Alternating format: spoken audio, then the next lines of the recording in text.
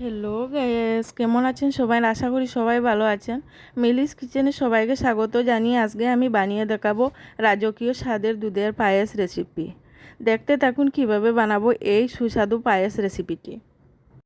এখানে দেখুন 250 গ্রাম চাউল নিয়ে নিয়েছি, গোটা একটা নারকেল নিয়ে নিয়েছি, 1 কিলো দুধ নিয়ে নিয়েছি।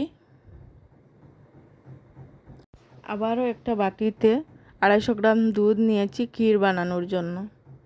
বাটির দুধটুকু দিয়ে দিলাম কড়াইয়ে, দিয়ে দিলাম 200 গ্রাম গুঁড়ো দুধ, দিয়ে ভালো করে নাড়াচাড়া করে নিলাম যাতে কড়াইয়ে না লাগে।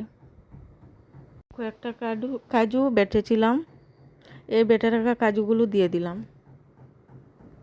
দেখুন ক্ষীর তৈরি হয়ে গেল, এবার বাটিতে নামিয়ে নেব। আবার 1 কিলো দুধ কড়াইয়ে দিয়েছি, 2টা তেজপাতা, কয়েকটা এলাচ নিয়েছি। এবার কড়াইতে দিয়ে দিলাম তেজপাতা, দিয়ে দিলাম এলাচি, দিয়ে দিলাম ধুয়ে রাখা চাল। এখন অনবরত নাড়াচাড়া করতে থাকবো চালটা সিদ্ধ হওয়ার জন্য। দিয়ে দিলাম একটুখানি লবণ, দিয়ে আবারও নাড়াচাড়া করতে থাকলাম।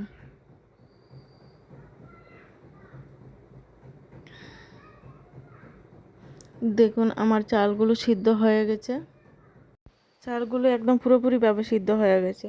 কিন্তু চাল সিদ্ধ হওয়ার আগে চিনি দেওয়া যাবে না। চাল সিদ্ধ হয়ে গেছে, দেখুন এবার আমি চিনি দিয়ে দিয়েছি। এখানে 200 গ্রাম চিনি নিয়ে নিয়েছি।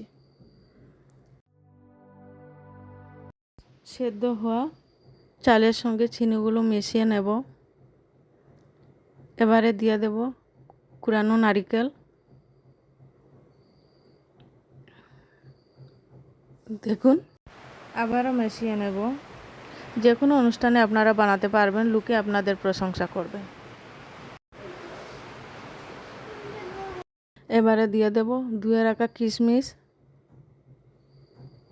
এবারে দিয়ে দিব কেটে রাখা কাজু।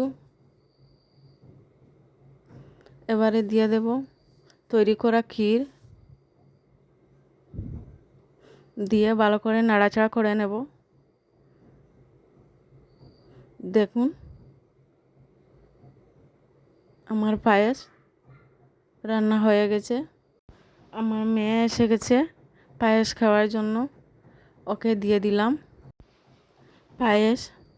ফ্যানের নিচে বসে ঠান্ডা করে খাবে।